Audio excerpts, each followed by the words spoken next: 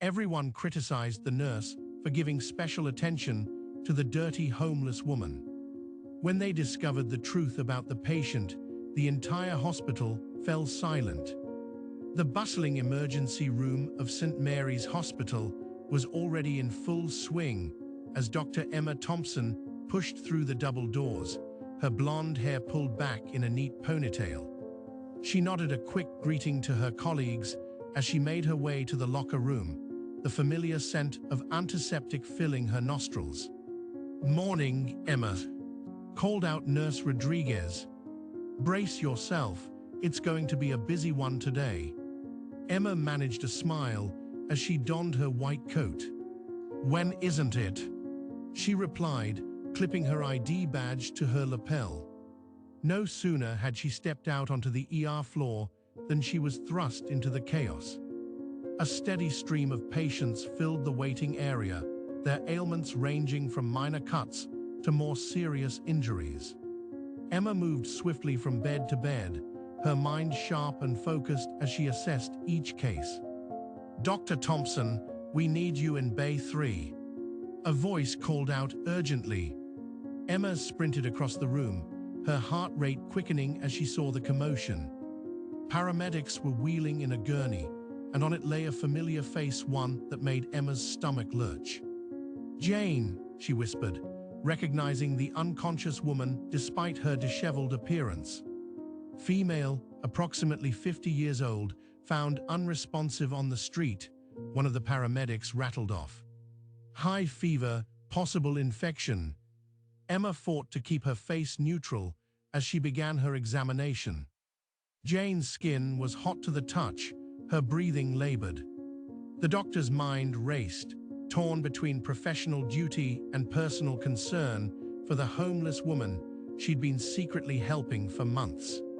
"Let's get her on Roman 4 fluids and run a full panel of tests," Emma ordered, her voice steady despite the turmoil inside her.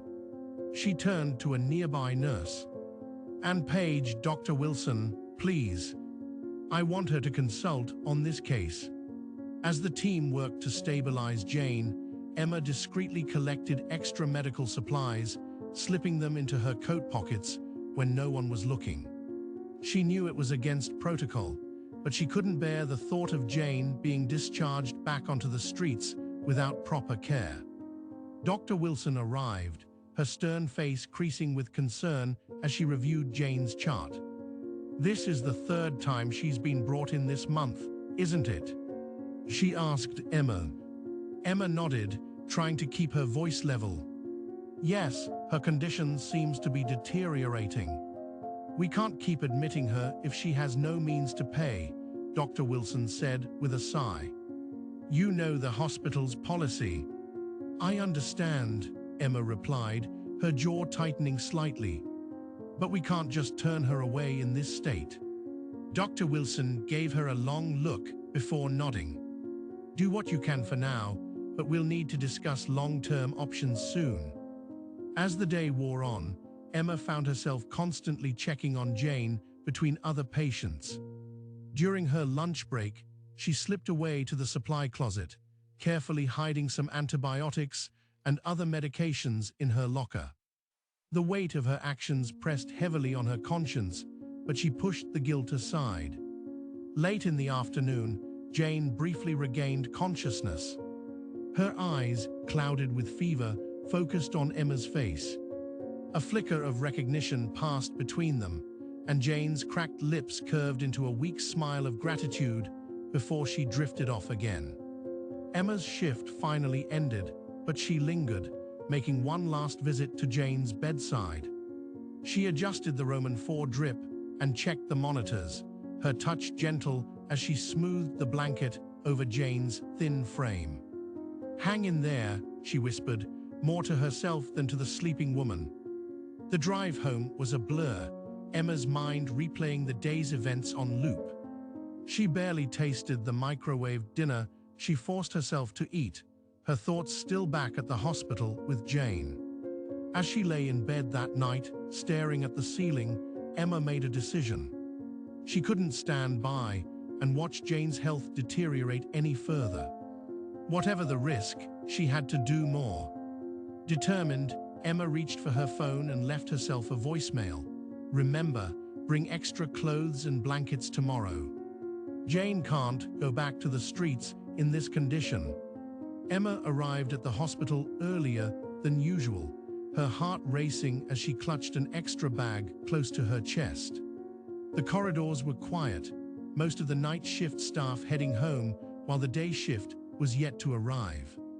She made her way to the staff locker room, glancing over her shoulder before quickly stuffing a bundle of clothes and blankets into her locker. With practiced efficiency, she changed into her scrubs and made her way to Jane's bed in the emergency department. The older woman was still asleep, her face gaunt and pale against the stark white hospital sheets. Emma checked Jane's vitals, noting with concern that her fever hadn't broken yet. Glancing around to ensure no one was watching, Emma reached into her pocket and pulled out a small vial of antibiotics she had smuggled from the pharmacy. She quickly administered the medication through Jane's Roman 4, her hands shaking slightly as she did so. "What are you doing, Dr. Thompson?" Emma nearly jumped out of her skin at the sound of Nurse Rodriguez's voice. She fumbled with the vial, almost dropping it as she shoved it back into her pocket. "Oh, just checking on our Jane here," Emma replied, trying to keep her voice steady. "She had a rough night." Nurse Rodriguez raised an eyebrow. "You seem awfully invested in this one. Any particular reason?" Emma forced a casual shrug. "Just concerned, that's all. You know how it is with our frequent flyers." The nurse nodded, though her expression remained skeptical. Emma excused herself, her heart pounding as she retreated to the safety of the doctor's lounge. The rest of the morning passed in a blur of patients and paperwork. Emma found herself constantly distracted, her eyes darting to Jane's bed whenever she passed by. During her lunch break, she barely touched her food, instead using the time to research treatment options for Jane's condition on her phone. As the afternoon wore on, Dr. Wilson cornered Emma near the nurse's station. "Dr. Thompson, I noticed Jane's condition seems to be improving rather rapidly. Care to explain?" Emma felt a bead of sweat form on her forehead. "Well, you know, sometimes patients just respond well to the standard treatments. Maybe she's finally getting the rest she needs." Dr. Wilson's eyes narrowed. Well, keep me updated on her progress. It's unusual, to say the least." As her shift came to an end, Emma went through the motions of packing up her things and saying goodbye to her colleagues. But instead of heading to the parking lot, she ducked into a supply closet and waited, counting the minutes until the night shift change was complete. When the coast was clear, Emma slipped out and made her way back to Jane's bedside. The older woman was awake now, her eyes brightening as she recognized Emma. "You're still here, Doc." Jane's voice was weak but grateful. "Just wanted to check on you before I left," Emma lied smoothly. She helped Jane sit up and brought over a tray of food that had been left untouched. "You need to eat to keep your strength up." As Jane slowly ate, Emma took the opportunity to help her change into fresh clothes she had brought. The simple act of care felt intensely personal, and Emma found herself blinking back tears. "Why are you doing all this for me?" Jane asked softly.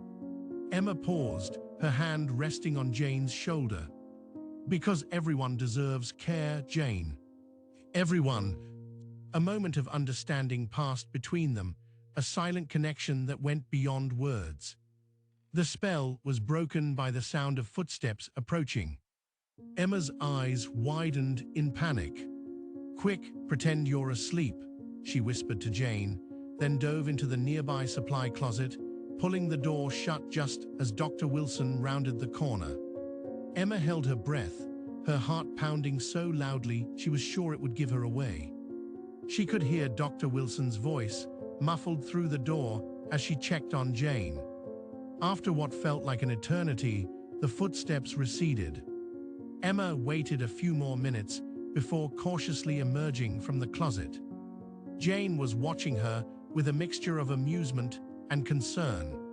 "That was a close one, Doc," Jane whispered. Emma nodded, still shaken. "I should go. Try to get some rest, okay?" As she finally made her way out of the hospital, Emma felt the weight of her actions pressing down on her. The stress of maintaining her secret care for Jane was taking its toll, but she couldn't bring herself to stop. Exhausted, Emma collapsed into her car seat. As she was about to start the engine, her phone buzzed with a new message. Her stomach dropped as she read the words on the screen. "Dr. Thompson, we need to discuss Jane's case tomorrow morning." "Dr. Wilson." Emma's heart raced as she approached Dr. Wilson's office. The early morning sunlight streaming through the hospital windows did little to calm her nerves. She took a deep breath, smoothed her white coat, and knocked on the door. "Come in, Dr. Thompson," Dr. Wilson's stern voice called from inside. Emma entered, trying to keep her face neutral as she sat across from her superior. Dr. Wilson's piercing gaze made her feel like a medical student again, about to be grilled on a difficult case. "I wanted to discuss Jane's case with you," Dr. Wilson began, her tone measured. "Her progress has been surprising, to say the least." Emma nodded, her mouth suddenly dry. "Yes, she's shown remarkable improvement." "Remarkable indeed." Dr. Wilson leaned forward, her eyes narrowing. "In fact, it's almost unbelievable given her condition upon admission." "Care to explain?" Emma's mind raced, searching for a plausible explanation that wouldn't incriminate her. "Well, I believe it's a combination of factors. The initial treatment plan, her own resilience, and perhaps we caught the infection earlier than we thought." Dr. Wilson opened her mouth to respond when a sharp knock interrupted them. A nurse burst in, breathless. "Dr. Wilson, we need you in the ER. Multiple casualties from a pileup on the highway." Without hesitation, both doctors sprang to their feet. "We'll continue this later, Dr. Thompson," Dr. Wilson said as they rushed out. Emma felt a wave of relief wash over her as she sprinted towards the emergency room. The chaos of the ER provided a welcome distraction from her precarious situation. For the next few hours, she worked tirelessly, treating patients, ordering tests, and coordinating with the trauma team. As the crisis subsided, Emma found herself drawn back to Jane's room. Her relief turned to dread as she approached and saw a flurry of activity inside. Pushing through the door, she saw Jane convulsing on the bed, her face ashen. "What happened?" Emma demanded, rushing to Jane's side. A nurse quickly filled her in. "She spiked a high fever during the night. We've been trying to control it, but she's not responding to the standard treatments." Emma's mind raced. She knew Jane's condition was far more serious than they had let on. The antibiotics she had been secretly administering were clearly not enough. She needed something stronger, something that wasn't part of the approved treatment plan. As she stood there, torn between her duty as a doctor and her personal commitment to Jane, Emma made a decision that could cost her everything. "I need a broad-spectrum antibiotic stat," she ordered, her voice steady despite the turmoil inside. The nurse hesitated. "But Dr. Thompson, that's not part of her current—" "Just do it," Emma snapped, her tone brooking no argument. As the nurse hurried off, Emma turned back to Jane, gently wiping her forehead. "Hang in there," she whispered. "I'm not giving up on you." The next few hours were a blur of activity. Emma monitored Jane closely, adjusting medications and checking vitals. She barely noticed as her shift ended, waving off concerned colleagues who suggested she go home.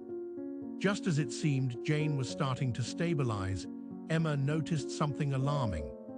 Jane's breathing had become labored, and hives were breaking out across her skin. She's having an allergic reaction, Emma realized with horror.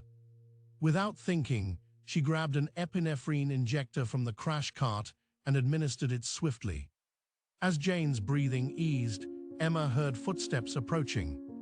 In a panic, she shoved the empty injector into her pocket just as a fellow doctor entered the room. "Everything okay in here?" he asked, eyeing the monitors. "Yes, just checking on her," Emma lied smoothly. "She had a rough night, but she's stabilizing now." The colleague nodded, seemingly satisfied, and left. Emma exhaled shakily, realizing how close she had come to being caught. As the adrenaline of the moment faded, Emma slumped into the chair beside Jane's bed.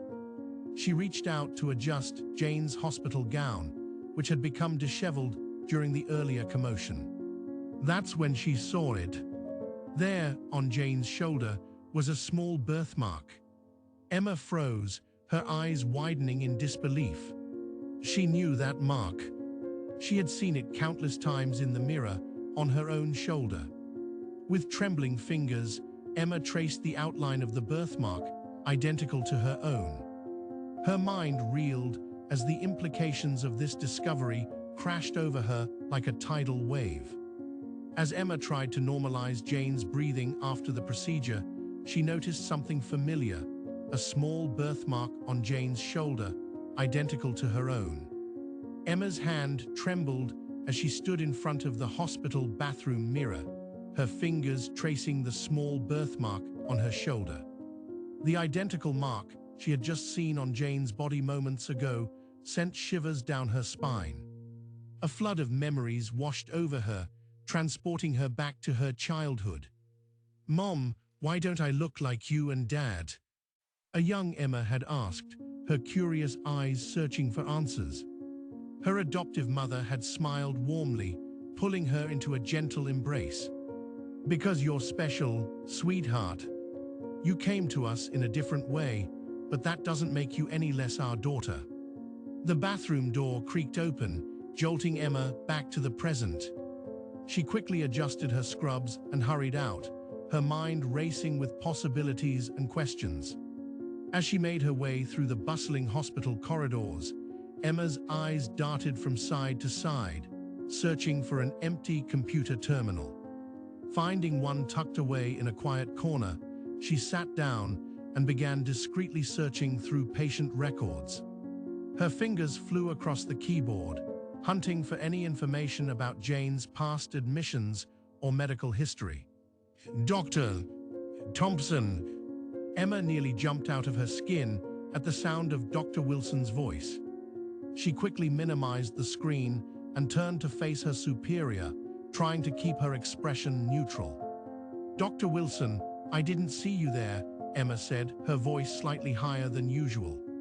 Dr. Wilson's eyes narrowed suspiciously. "Everything all right?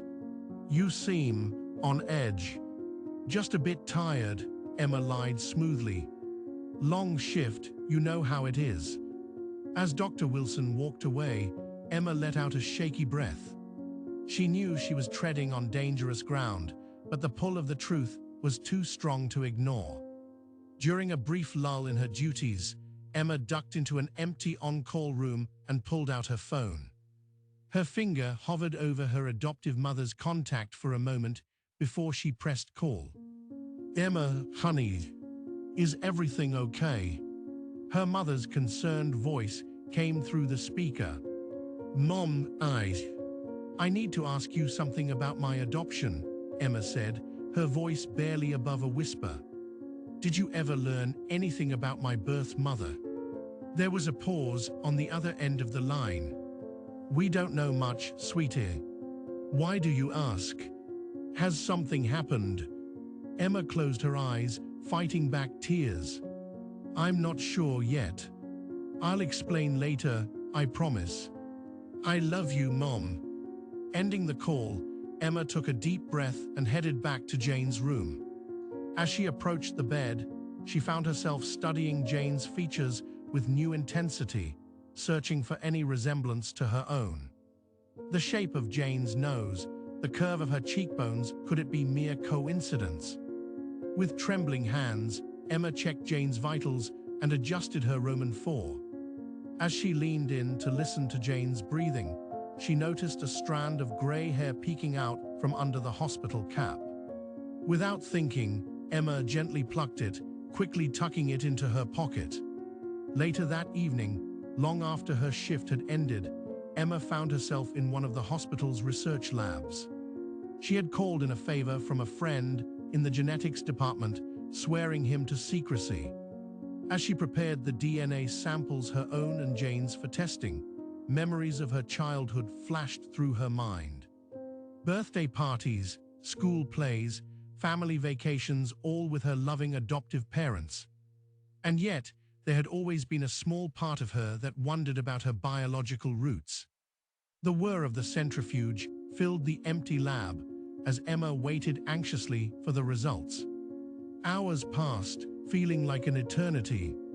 Finally, the printer sprang to life, spitting out a sheet of paper. Emma's hand shook as she reached for the envelope containing the test results. Before she could open it, an alert blared from her pager. Jane was having a respiratory crisis. Emma's doctor instincts kicked in, and she sprinted towards Jane's room, the unopened envelope clutched tightly in her hand. As she stabilized Jane's breathing, Emma couldn't help but notice more similarities between them. The way Jane's brow furrowed in discomfort, the slight curl of her fingers, it was like looking in a mirror. With Jane's condition under control, Emma finally found a quiet moment to open the envelope. Her eyes scanned the document, widening as she absorbed the information. The world seemed to tilt on its axis as the truth sank in. Overwhelmed, Emma stumbled out of the hospital and into the cool night air. She fumbled with her car keys, her mind reeling from the revelation.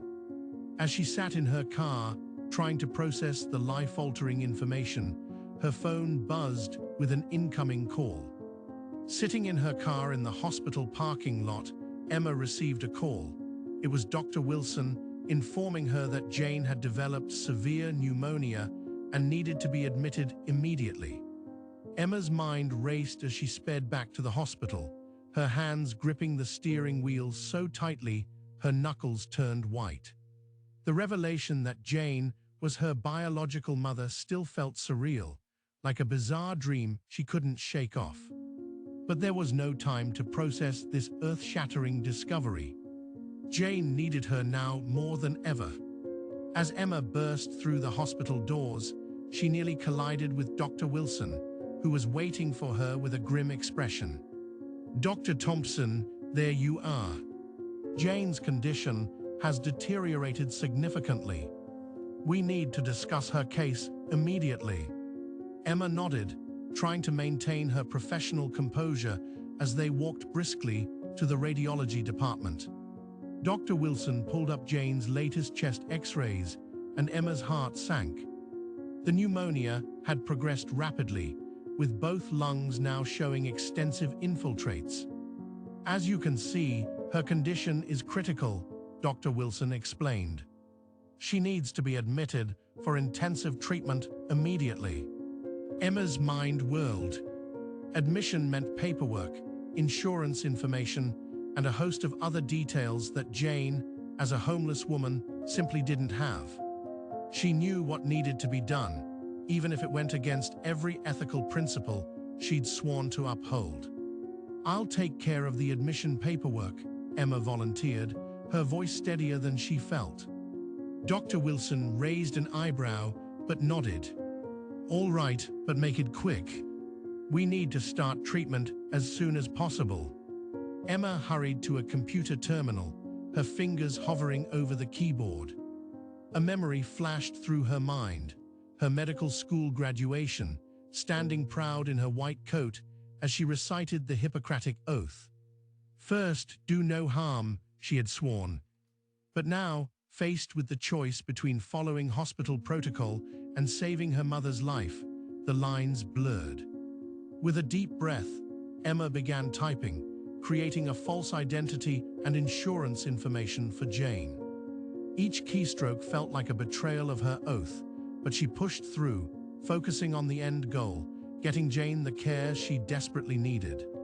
As Jane was transferred to the inpatient ward, Emma followed, her guilt warring with her determination. She explained the treatment plan to Jane, who drifted in and out of consciousness, her breath labored and wheezy. "You're going to be okay," Emma assured her, fighting to keep her voice from breaking. "We're going to take good care of you." For a moment, Emma almost told Jane the truth. The words danced on the tip of her tongue, but she held back. Now wasn't the time, not when Jane was so critically ill. As she left Jane's room, a colleague stopped her in the hallway. "Hey, Emma. You seem pretty invested in this Jane Doe case. Everything okay?" Emma forced a smile. "Just a challenging case. You know how it is." Once alone, Emma pulled out her phone, scrolling through old photos.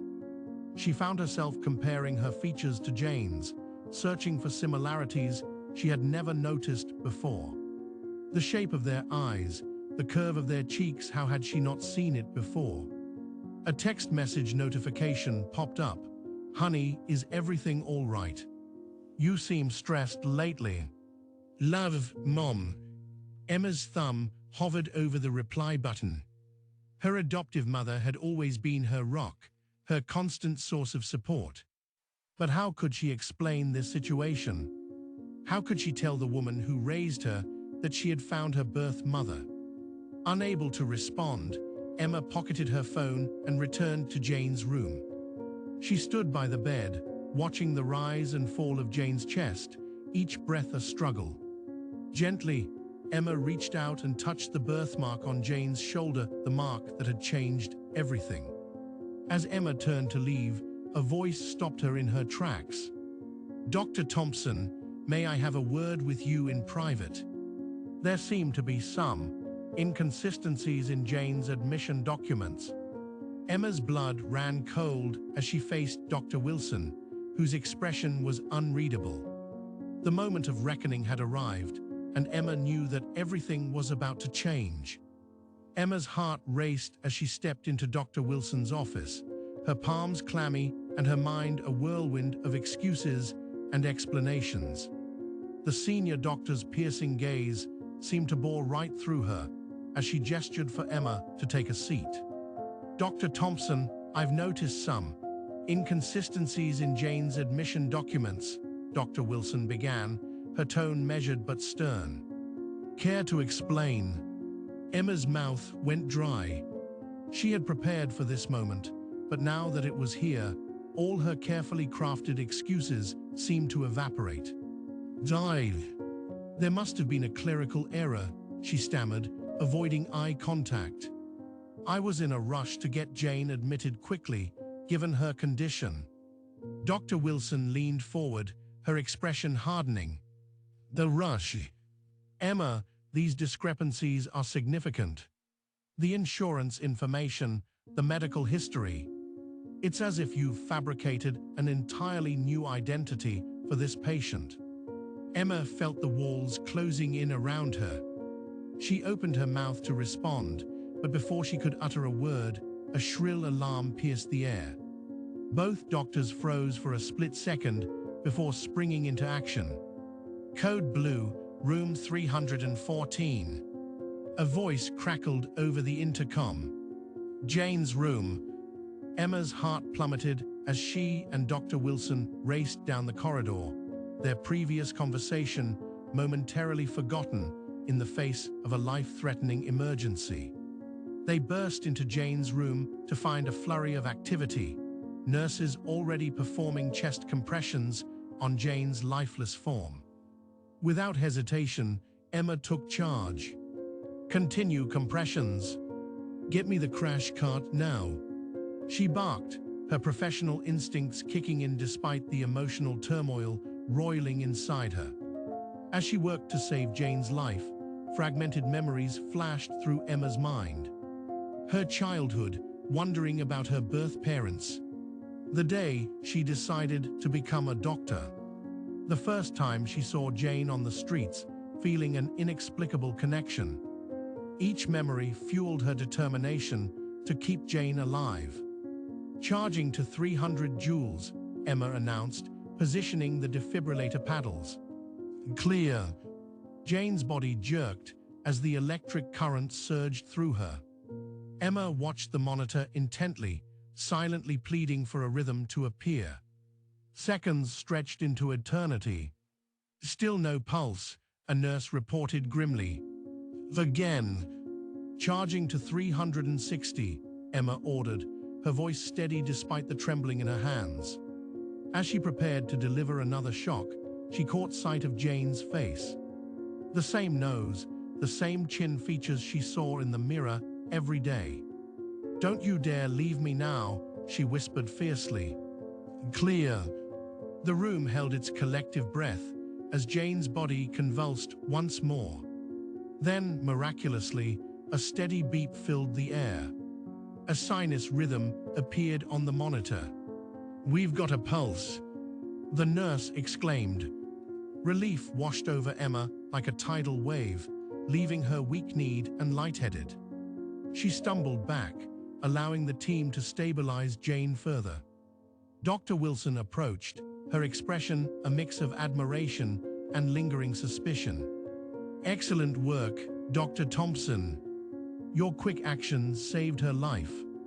Emma nodded numbly, unable to form words. The adrenaline that had sustained her was ebbing away, leaving her emotions raw and exposed. "We'll discuss the paperwork issue later," Dr. Wilson added quietly before turning to leave. As soon as she was alone, Emma fled to the nearest bathroom, locking herself in a stall. The tears she had been holding back burst forth in heaving sobs. She had almost lost Jane, her patient, her secret, her mother. The weight of her deception and the stress of the past weeks crashed down upon her all at once. When she finally emerged, Emma barely recognized the haggard face staring back at her in the mirror. Dark circles shadowed her eyes, and her usually neat ponytail was coming undone. She splashed cold water on her face, trying to regain some semblance of composure. Returning to Jane's room, Emma paused at the doorway. Jane lay still, intubated and surrounded by machines, but alive. Emma sank into the chair beside the bed, gently taking Jane's hand in hers. For the first time since discovering their connection, she allowed herself to really look at the woman who had given her life. "I'm here," Emma whispered, her thumb tracing small circles on Jane's palm. "I'm not going anywhere." As the first rays of dawn peeked through the window, Emma's phone buzzed with a notification. Her heart sank as she read the message. The hospital administration was initiating a formal investigation into Jane's case and Dr. Thompson's recent actions. Emma's heart raced as she approached the hospital entrance, acutely aware of the scrutinizing glances from her colleagues. The air felt thick with tension, and she could almost hear the whispers trailing behind her. As she made her way to the locker room, a fellow doctor, Dr. Martinez, caught up with her. "Hey, Emma," he said, his voice low and concerned. "I don't mean to pry, but there are some rumors going around about an investigation. Is everything okay?" Emma felt her stomach tighten. She forced a smile, trying to maintain her composure. "Oh, you know how rumors are," she replied, her voice slightly strained. "I'm sure it's nothing serious. Thanks for your concern, though." Dr. Martinez nodded, unconvinced, and Emma hurried away, desperate to escape the conversation.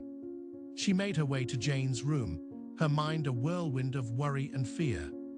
As she checked Jane's vital signs, she found herself distracted, her thoughts constantly drifting to the potential consequences of her actions. Just as she was finishing up, Emma noticed a member of the hospital's ethics committee walking down the corridor. She quickly ducked her head, pretending to be engrossed in Jane's chart, but she could feel the committee members' eyes on her as they passed. Needing to check some test results, Emma headed to the nearest computer terminal. She entered her credentials, only to be met with an error message: access restricted. Please contact IT support. Her heart sank as the realization hit her they were already limiting her access to hospital systems. Frustrated and increasingly anxious, Emma found herself in a heated discussion with the head nurse about Jane's care plan. Dr. Thompson, I understand you have a special interest in this patient, but we need to follow standard protocols, the nurse insisted, her voice firm. Emma felt her patience wearing thin. I'm fully aware of the protocols, she snapped, immediately regretting her tone. I just think we need to be more aggressive with her treatment.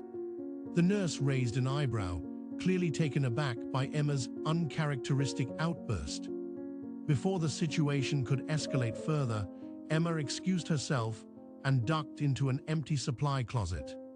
Once alone, she leaned against the wall, her breath coming in short gasps as panic threatened to overwhelm her. Suddenly, an alarm blared through the hospital speakers. Emma's instincts kicked in, and she rushed out of the closet towards Jane's room. She found Jane in the midst of a severe coughing fit, struggling to breathe. Without hesitation, Emma began to administer treatment, her focus solely on her patient, her mother. As Jane's condition stabilized, Dr. Wilson appeared in the doorway, her expression a mix of concern and suspicion. Dr. Thompson, she said sternly, I thought we agreed that you would step back from this case during the investigation. Emma stood her ground. With all due respect, Dr. Wilson, I couldn't just stand by when a patient needed immediate care. Dr. Wilson's eyes narrowed, but before she could respond, Emma's phone buzzed. It was her adoptive mother calling. Emma stared at the screen, her finger hovering over the answer button before reluctantly hitting decline.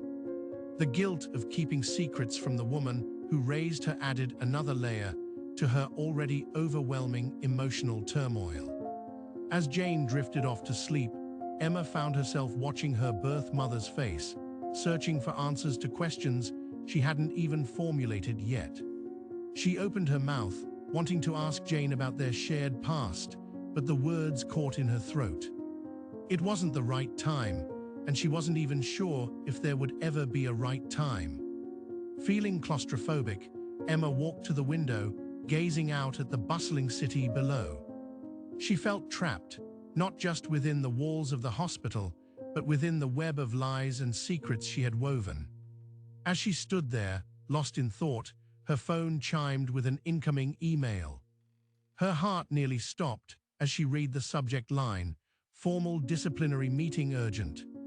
The email requested her presence in the administrative conference room in 1 hour to discuss her recent conduct and the ongoing investigation.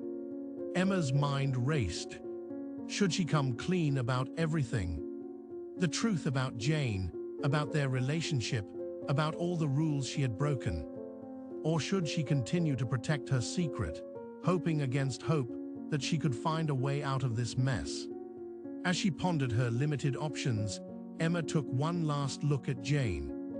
Despite everything, she couldn't bring herself to regret her actions. She had saved her mother's life, even if it meant risking her own career and reputation. With a deep breath, Emma straightened her lab coat and headed towards the conference room. As she walked, she felt as though she were marching towards her own execution. The hallways seemed longer, the lights brighter, every step echoing her uncertain future. Finally, she reached the imposing door of the conference room. Emma paused, her hand on the handle, gathering every ounce of courage she possessed. She knew that whatever happened in this room would change the course of her life forever. As Emma opened the door and stepped inside, she was stunned to see not only the disciplinary committee, but also her adoptive mother seated among them, her face etched with worry and confusion. Emma's heart raced as she entered the conference room, her eyes immediately drawn to the unexpected presence of her adoptive mother, among the disciplinary committee members. The weight of her secrets felt heavier than ever as she took her seat, facing the stern gazes of her superiors. Dr. Wilson, sitting at the head of the table, cleared her throat. Dr. Thompson, we've called this meeting to address several concerning issues regarding your recent conduct and the care of the patient known as Jane Doe. Emma nodded, her mouth dry as she struggled to find words. She glanced at her adoptive mother, whose worried expression only added to her turmoil. As the committee began listing her infractions, unauthorized medication administration, falsification of documents, breach of hospital protocols, Emma's mind wandered to the moment years ago when she first learned she was adopted. The shock and confusion she felt then paled in comparison to the whirlwind of emotions she was experiencing now. Do you have anything to say in your defense, Dr. Thompson? Dr. Wilson's voice cut through her thoughts. Emma took a deep breath, her gaze moving from face to face around the table. In that moment, she knew there was only one path forward. Yes, she said, her voice barely above a whisper. I do. The room fell silent as Emma began to speak, her words tumbling out in a rush. What I've done, I know it's wrong. I've violated protocols, broken rules, and betrayed the trust placed in me as a doctor. But I did it all for a reason that I'm only now beginning to understand fully. She paused, gathering courage for the revelation she was about to make. Jane, the patient I've been caring for, she's my biological mother. Gasps filled the room. Emma's adoptive mother stood abruptly, her chair scraping against the floor. Emma, what are you saying? Emma turned to her, tears welling in her eyes. Mom, I'm so sorry. I only found out recently. I saw a birthmark on Jane's shoulder, identical to mine. I ran a DNA test. It confirmed it. The committee members exchanged shocked glances. Dr. Wilson leaned forward, her brow furrowed. Dr. Thompson, are you telling us that all of your actions were motivated by this discovery? Emma nodded, her voice gaining strength as she continued. I know it doesn't excuse what I've done, but yes. When I realized who Jane was, I couldn't just stand by and watch her suffer. I've spent my whole life wondering about my biological parents, and suddenly, there she was homeless, sick, and alone. She went on to detail her efforts to save Jane, from the initial treatments to the more extreme measures she had taken. As she spoke, Emma could see the mix of emotions playing across the faces of those present: shock, disbelief, and in some cases, a growing understanding. Her adoptive mother, who had remained silent, suddenly spoke up. Why didn't you tell me, Emma? We could have faced this together. Emma's composure finally broke, tears streaming down her face. I was scared, Mom. I didn't know how to tell you. I was afraid of hurting you, of you thinking I was trying to replace you. You're my mom, you always will be. I couldn't let Jane die. Dr. Wilson's stern expression softened slightly. Dr. Thompson, while your intentions may have been noble, the extent of your actions is deeply concerning. You've put the hospital at risk, not to mention your own career. A heated debate broke out among the committee members. Some argued for immediate termination, while others advocated for a more lenient approach given the extraordinary circumstances. Emma, feeling a glimmer of hope, pleaded her case. Please, I know I've made mistakes, but I'm begging you let me continue caring for Jane. She needs me, and I need to know her. I'll accept whatever consequences you deem appropriate, but please don't separate us now. To Emma's surprise, her adoptive mother moved to stand beside her, placing a comforting hand on her shoulder. I may not understand everything that's happened, but I know my daughter. If she went to these lengths, it must have been for a good reason. I stand by her. The unexpected support brought fresh tears to Emma's eyes. Dr. Wilson exchanged glances with the other committee members before announcing, "We need time to deliberate on this unique situation. We'll take a brief recess to discuss how to proceed." As the committee members filed out of the room, Emma found herself alone with her thoughts. The weight of her revelations hung heavy in the air, and she could only wonder what consequences awaited her. She closed her eyes, trying to center herself, when suddenly the silence was shattered. An alarm blared through the hospital speakers, followed by an urgent announcement. "Code Blue, Room 305. Code Blue, Room 305. Emma's heart stopped. Room 305 was Jane's room. The shrill sound of the alarm cut through the hospital's tense atmosphere, jolting Emma from her anxious reverie. Without hesitation, she bolted from the disciplinary meeting room, her heart racing as she sprinted towards Jane's room. The committee members, caught off guard by the sudden turn of events, followed in her wake. As Emma burst into Jane's room, she found a scene of controlled chaos. The medical team was already in action, surrounding Jane's bed. Monitors blared warnings as Jane's vitals plummeted dangerously low. "What's her status?" Emma demanded, her professional instincts kicking in despite her precarious position. "BP's dropping, oxygen saturation at 82%, a nurse reported urgently. Emma's mind raced, assessing the situation with lightning speed. She knew Jane's history, her recent treatments, and the potential complications better than anyone else in the room. Without thinking twice, she stepped forward and took charge. "Start her on high-flow oxygen, 15 liters per minute," Emma ordered, her voice steady and authoritative. "And prepare 1 mg of epinephrine, stat." The team moved swiftly, following Emma's instructions.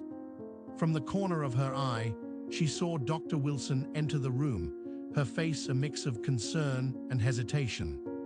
For a moment, their eyes met, and Emma braced herself for interference. To her surprise, Dr. Wilson nodded almost imperceptibly and said, "You heard Dr. Thompson. Let's move." With Dr. Wilson's unexpected support, the atmosphere in the room shifted. The team worked in perfect synchronization, their actions guided by Emma's clear, concise commands. Emma's hands moved with practiced precision as she adjusted Jane's Roman 4, her mind solely focused on saving the life of the woman she now knew to be her biological mother. As she worked, flashes of memories flickered through Emma's mind: Jane's first arrival at the ER, the secret moments of care, the discovery of their shared birthmark. These images fueled her determination, pushing her to fight even harder for Jane's life. "She's not responding to the epi," a nurse called out, panic edging into her voice. Emma's jaw clenched. "Prepare for intubation," she ordered, her voice unwavering. "And get the defibrillator ready, just in case." The next few minutes were a blur of intense activity. Emma's world narrowed to Jane's vital signs, the rhythmic sound of the ventilator, and the collective held breath of everyone in the room. Time seemed to stretch endlessly until, finally, the monitors began to show improvement. "Oxygen saturation rising, BP stabilizing," the nurse announced, relief evident in her voice. A collective sigh rippled through the room. Emma, exhausted but relieved, allowed herself a moment to close her eyes and take a deep breath. When she opened them, she found Dr. Wilson standing beside her, an unreadable expression on her face. "Dr. Thompson," Dr. Wilson said quietly, gesturing for Emma to step aside with her. Apprehension coiled in Emma's stomach as she followed, expecting a reprimand for taking control. Instead, Dr. Wilson's next words caught her completely off guard. "I owe you an apology, Emma," she said, her voice low and tinged with emotion. "And perhaps an explanation. I'm adopted too." Emma's eyes widened in shock. You are... Dr. Wilson nodded, a sad smile playing on her lips. I've always known, but I've never told anyone here. Watching you fight so hard for Jane, it reminded me of my own struggles with identity and belonging. I understand now why you did what you did. Before Emma could respond, she felt a gentle touch on her arm. Turning, she found her adoptive mother, tears glistening in her eyes. "Oh, Emma," she whispered, pulling her daughter into a tight embrace. "I'm so proud of you. And I'm sorry I didn't understand sooner." As they hugged, Emma could hear the disciplinary committee members talking in hushed tones nearby, their earlier stern demeanors softened by what they had just witnessed. Slowly, Emma disentangled herself from her mother's arms and walked back to Jane's bedside. For the first time since discovering their true relationship, she allowed herself to openly take Jane's hand in hers, no longer caring who might see or what they might think. Throughout the day, Emma's colleagues began to approach her, offering words of support and understanding. The story of her connection to Jane and her efforts to save her had spread quickly through the hospital grapevine, transforming judgment into admiration. As the sun began to set, casting a warm glow through the hospital windows, Dr. Wilson approached Emma once more. "I've been thinking," she said, her tone serious but kind. "What you've done, while against protocol, has shown us a gap in our system. I'm going to speak to the administration about your case. I think there's an opportunity here to make real change." Emma nodded, grateful for the support but too emotionally drained to fully process the implications. She turned back to Jane, watching the steady rise and fall of her chest, a symbol of hope in the midst of uncertainty. As the hospital settled into the quiet rhythms of night, Emma remained by Jane's side, her hand still clasped gently around her mother's. She gazed out the window, watching as the first hints of dawn began to color the sky. The soft light seemed to mirror the glimmer of hope she felt stirring in her heart. Just as she was considering stepping out for a much-needed coffee, Emma's phone buzzed with a message. Her heart skipped a beat as she read the words on the screen. The hospital administration wanted to see her immediately to discuss not just her case, but an unexpected proposal. Emma took a deep breath as she stood outside the hospital administration's office. Her heart raced, a mix of fear and determination coursing through her veins. She had come prepared for the worst, ready to face the consequences of her actions. With one last steadying breath, she pushed open the door and stepped inside. To her surprise, instead of stern faces and reprimands, she was greeted with a sense of anticipation. The hospital's board members sat around a large table, their expressions unreadable but not hostile. The chief of medicine gestured for her to take a seat. "Dr. Thompson," he began, his tone measured, "we've reviewed your case extensively. Your actions, while unorthodox and against hospital policy, have brought to light a significant gap in our healthcare system." Emma braced herself, uncertain where this was heading. "We'd like to propose something," he continued. "We want you to spearhead a new official medical assistance program for the homeless." Emma's eyes widened in disbelief. Of all the scenarios she had imagined, this was not one of them. She leaned forward, her professional demeanor momentarily slipping as she asked, "Are you serious?" The chief nodded, a small smile playing on his lips. "Very. Your dedication to Jane's case, while misguided in execution, showed us the dire need for such a program. We believe you're uniquely qualified to lead this initiative." For the next hour, Emma found herself in an animated discussion about the program's potential scope, objectives, and challenges. Her mind raced with ideas, drawing from her experiences with Jane and other homeless patients she had encountered. As the meeting concluded, Emma felt a surge of hope and purpose she hadn't experienced in weeks. Leaving the administration office, Emma rushed to Jane's room, her heart light with the news she was eager to share. As she entered, she was met with a sight that made her breath catch in her throat. Jane was awake, her eyes clear and alert for the first time in weeks. "Jane," Emma whispered, approaching the bed slowly. Jane turned to look at her, recognition dawning in her eyes. "Emma," she said, her voice weak but steady. "My little girl." The moment hung between them, heavy with years of separation and unspoken words. Emma felt tears welling up in her eyes as she took Jane's hand in hers. "I'm here, Mom," she said, the word feeling strange yet right on her tongue. Over the next few hours, Emma and Jane really talked for the first time. Jane explained the circumstances that led to Emma's abandonment, a story of poverty, addiction, and a desperate attempt to give her daughter a better life. Emma listened, her heart aching for the young woman Jane had been forced to make an impossible choice. "I never stopped thinking about you," Jane said, her eyes brimming with tears.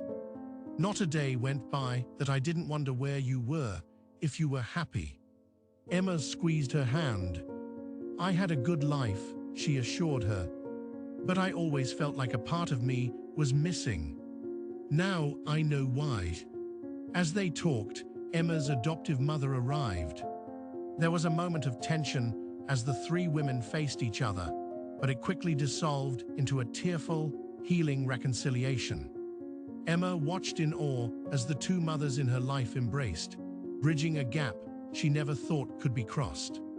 Dr. Wilson stopped by later, expressing her support for Emma's new program.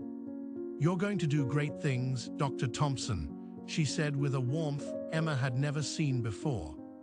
"This hospital needs more doctors like you." In the days that followed, Emma threw herself into planning the new homeless assistance program. She spent hours making notes, researching similar initiatives, and consulting with social workers and community leaders. The enthusiasm she felt was contagious, spreading through the hospital staff as she presented her ideas. Jane's discharge day arrived, and Emma helped her settle into a safe shelter, promising frequent visits and ongoing care. As she watched Jane take her first steps towards a new life, Emma felt a sense of completion she had never known before. The official launch of the program was a small but significant event. Emma stood before a gathering of hospital staff, community representatives, and a few local reporters, her voice strong as she outlined her vision for change. "This program isn't just about providing medical care," she said. "It's about restoring dignity, offering hope, and recognizing the humanity in every person who walks through our doors, regardless of their circumstances." As the weeks passed, Emma saw the impact of her work firsthand. She treated patients who had long gone without care, connected them with resources, and slowly but surely began to change the narrative around homeless healthcare in her community. One sunny afternoon, Emma found herself walking in the park with Jane and her adoptive mother, the three generations of women united by love and shared experience. As they strolled, laughing and talking, Emma marveled at the journey that had brought them to this point. Back at the hospital, Emma was reviewing patient files when her phone rang. She answered, listening intently to the voice on the other end. A smile spread across her face as she heard the news. A hospital in another city wanted to implement a similar program and was inviting her for a consultation. As she hung up, Emma realized that this was just the beginning of an even bigger change in the healthcare system, one that she was proud to be a part of.